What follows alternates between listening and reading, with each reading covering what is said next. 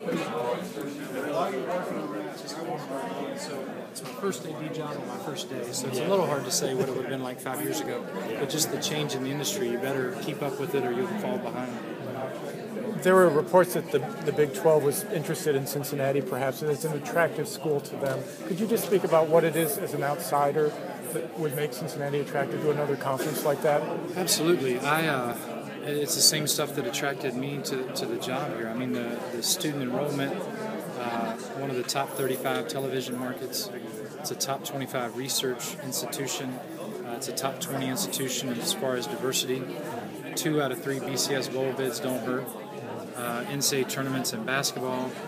It's a wonderful place to recruit to. You've got a $1 billion capital campaign. You've got a major airport. I could go on and on. But there's a lot to be attracted to about Cincinnati.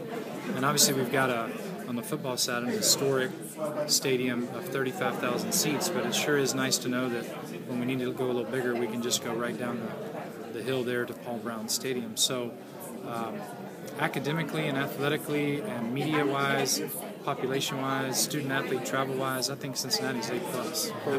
What are the conferences looking for? I know you've been in the midst of this, right. So you kind of know their criteria. My goodness. If you can find that out, let me know. No, I don't mean to be so short with that. Sure. I think it's certainly TV households, but I think it's also driven by how exciting you are to watch on TV. I think it's geographic footprint. You've at least seen mentioned with Missouri, and I know here with Cincinnati, academic, comparison or peer comparison and analogy there. Fan travel. I mean, it's a long list. But is there any short list that's just the recipe to how conferences are going to go? No, or you wouldn't have seen TCU go to the Big East in the first place. But I do think there's a relatively short laundry list of things that they look at. And that's the thing too. Conferences now do their homework at such a level they know Cincinnati as good as we know Cincinnati. So, for example, with Missouri last year, you heard rumors of the Big Ten, and then Nebraska was there. This year, Missouri's the same as it was last year. I mean, there may be a percentage point here or there, but it's the same darn school that seems to be attractive to another conference. So that goes back to a lot of it being out of your control. But again, I keep coming back to Cincinnati as a destination school and a destination job, and that's why I'm here. And again, wherever it's going to be, we're going to compete and get after it and win. But I certainly know that for our fans, it's important who we're competing against and what conference we're in. So. Is having 2 home fields kind of like having 2 starting quarterbacks, where if you have 2, you really don't have one? Right. That's an excellent analogy, but not one that I would agree with wholeheartedly. But my philosophy is I want to play as many games in every sport that we have on this campus.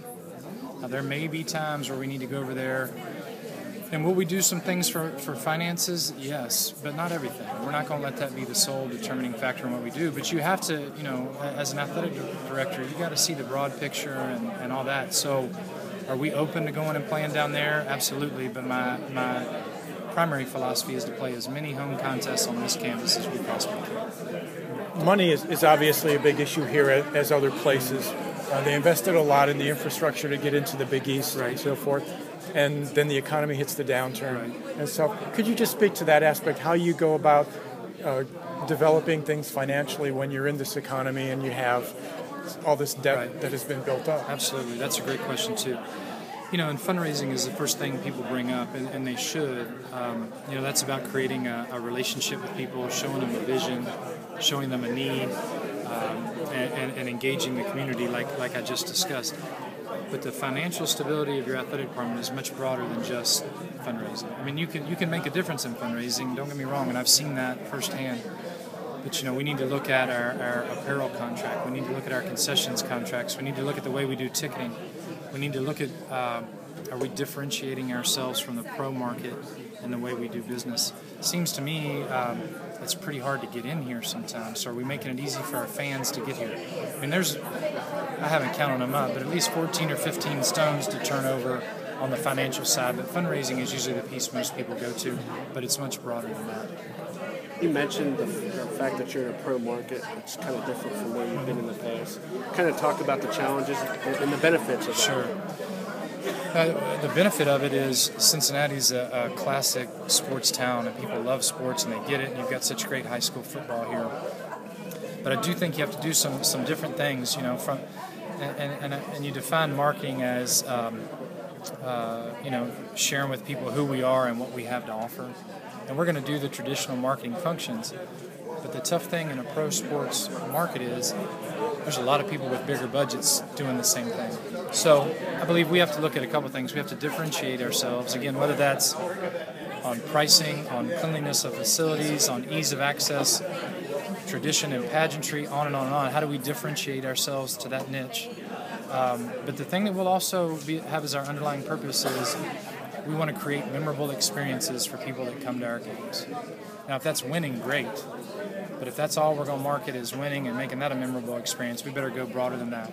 It may be a fireworks show. It may be kids running on the field after the game, autographs with players, etc.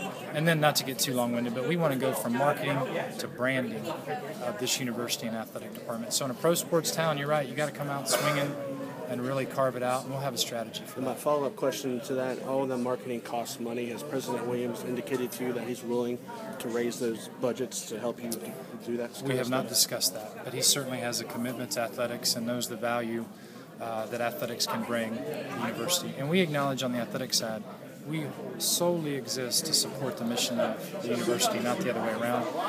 But he likes athletics, he gets it, and I believe he has a willingness to support in any way that he can. But we have not specifically talked about that.